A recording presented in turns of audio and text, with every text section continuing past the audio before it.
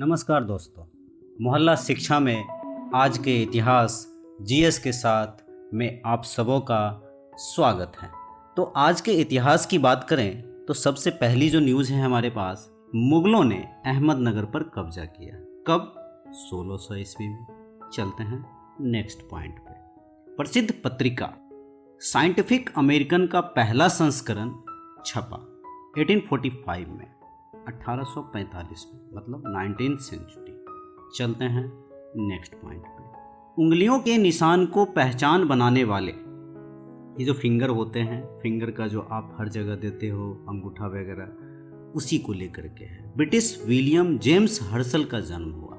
बस आपको ये रूबरू कराना चाहता हूँ मैं कि बायोमेट्रिक जो हम लोग यूज़ करते हैं, जैसे आधार कार्ड बनवाते हो या बैंक से अकाउंट, जो इलिटरेट पर्सन है, गांव के लोग हैं, वो अपना अगर थंब देते हैं, अंगूठा लगा देते हैं, तो इजीली उनका पैसा, मतलब पहचान के लिए, या फिर आजकल तो बायोमेट्रिक का टाइम चल रहा है, आप अगर ऑफिस में जॉब करोगे जाओगे तो इसी बायोमेट्रिक से आपको अटेंडेंस बनाना होगा। स्कूल्स में टीचर्स लोग अपना अटेंडेंस बनाने लग गए हैं। तो टेक्नोलॉजी, आर्टिफिशियल इंटेलिजेंस के साथ हम कहाँ से कहाँ तक आए हैं, समझ सकते हो आप। चलते हैं नेक्स्ट पॉइंट पे।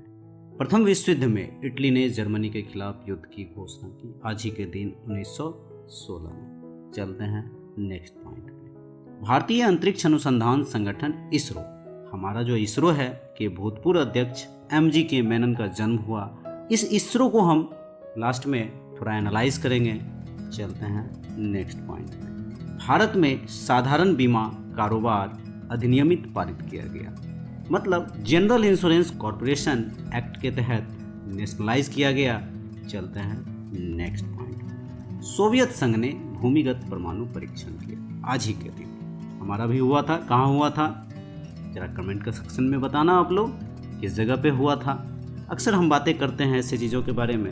चलते हैं नेक्स्ट पॉइंट। आज ही के दिन 2008 में 44वें राष्ट्रपति बने थे बराक ओबामा। 44वें राष्ट्रपति बनते हैं और 80वें राष्ट्रपति बनते हैं, ये पहले अमेरिका के इतिहास में। चलते हैं नेक्स्ट पॉइंट। भारतीय रिजर्व बैंक ने 2008 में 1999 और वर्ष 2000, देखो यहाँ पर टर्म है, 1999 और 2000 के सभी नोटों को, भारतीय रिजर्व बैंक ने वर्ष 1999 और वर्ष 2000 के सभी नोटों को प्रचलन से हटाने का निर्णय किया।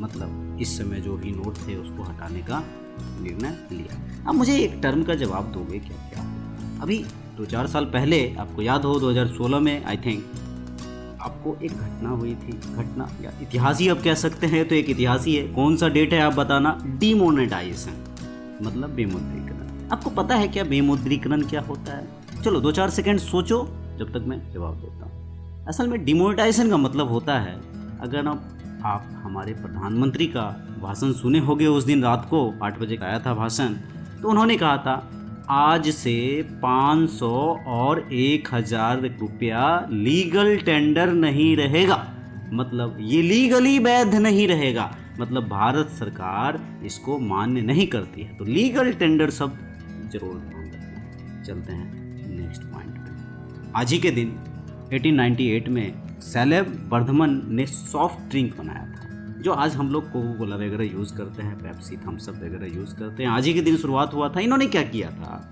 कार्बोनेट को, वाटर को, चीनी को, पेप्सिन को और कोलेनट को बेहतर पाचन के लिए तैयार किया था। सबको मिला करके एक ड्रिंक बनाया था, और यही जो है पेप्सी कोल्ड ड्रिंक आगे चल के कोल्ड ड्रिंक का रूप लेती है।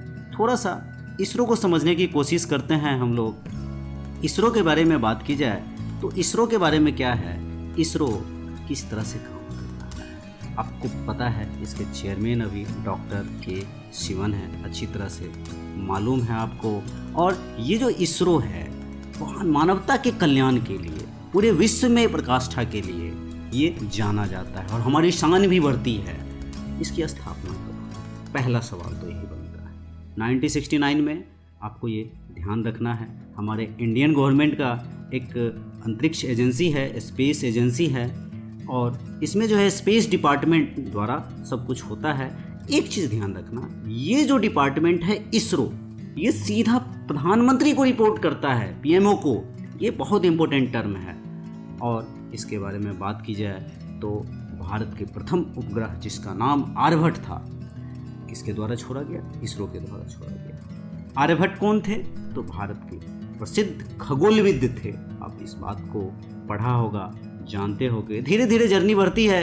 1993 में बहुत सारी उपलब्धियां आती हैं। PSLV, polar satellite launch vehicle, इसको बोलते हैं अंतरिक्ष संगठन का ध्रुवीय उपग्रह प्रक्षेपण यान, मतलब polar satellite launch vehicle, polar की तरफ। ये इस तरह से बढ़ता रहा और चलता रहा। और 2014 के बाद बात करें, पीछे बहुत सारी चीज़ें हुई हैं, हमें तो रिसेंट के बारे में जानना है। पहले ही प्रयास में मंगलयान हमने सफल किया, हमारी शुभकामनाएं हैं। नासा, सोवियत अंतरिक्ष कार्यक्रम और यूरोपीय अंतरिक्ष कार्यक्रम के अलावा रेड प्लेनेट यानी मंगल पर पहुंचने वाला इसरो चौथा संगठन बन गया, चौथा देश। और 2017 में आपको याद हो तो 104 सैटेलाइट एक साथ भेज करके एक कीर्तिमान भी रचा भारत ने, और दूसरा पैसे भी कमाए। और इस तरह से जर्नी भारत की बढ़ती गई। और इसके बाद आपको याद हो तो हमारे भारत ने नाभिक भी अपना खुद का बनाया है, जो GPS सिस्टम है। आपको याद हो तो कारगिल के समय हमें ऊपर से मारा जा रहा था। कारगिल बहुत ऊपर था, जब ऊपर था तो ऊपर से बंदूक से गोली मारी जा रही थी हमारे सैनिक भाई लोगों को। और उस समय हमने USA से गुहार लगाई, कहा कि हमें जी आप लोकेशन बताओ GPS के थ्रू, क्योंकि उसका हुआ करता था USA के पास। तो उस समय हमें इतनी कमी महसूस हुई कि हमारी भारत सरकार ने फंड भी दिए और इसरो ने हमारा नाभिक जो है एक सैटेलाइट, नेविगेशन सैटेलाइट नाभिक, ध्यान रखना NAVIC नाभिक है हमारा। तो इस तरह से यूरोपियन यूनियन का गैलीलियो है और GPS तो USA का, आप समझ ही रहे हो। और बैदू जो है, बैदू ये चाइना का है। उसी तरह से हमारे भारत का भी कौन सा है, बार बार बोल रहा हूँ, नाभिक, इसको ध्यान रखना। और इसके बाद आपको याद हो अभी हमारा मिशन जो होने वाला है, गगनयान होने वाला है। और 2019 में हुआ था जो चंद्रयान 2 गया था, ऑर्बिटर तो काम कर रहा है। और एक बात और, चंद्रयान 2 को भेजने के लिए हमारे पास क्रायोजेनिक टेक्नोलॉजी नहीं था। क्रायोजेनिक इंजन होता है, वो फ्यूल होता है, हाई लेवल का फ्यूल होता है। हमने इसको भी अपना स्वदेशी, हालांकि हमने रसिया से भी मदद मांगी, US, लेकिन रसिया ने हमें कहा पहले कि हम मदद करेंगे, लेकिन उसने USA के प्रेशर में आकर के नहीं दी टेक्नोलॉजी। तो भारत ने सोचा, इसरो ने सोचा हम खुद बनाएंगे, और भारत ने खुद बनाया और इसमें सफलता हासिल की। और इस तरह से ये बातें हमने की इसरो के बारे में। जय हिंद, जय भारत।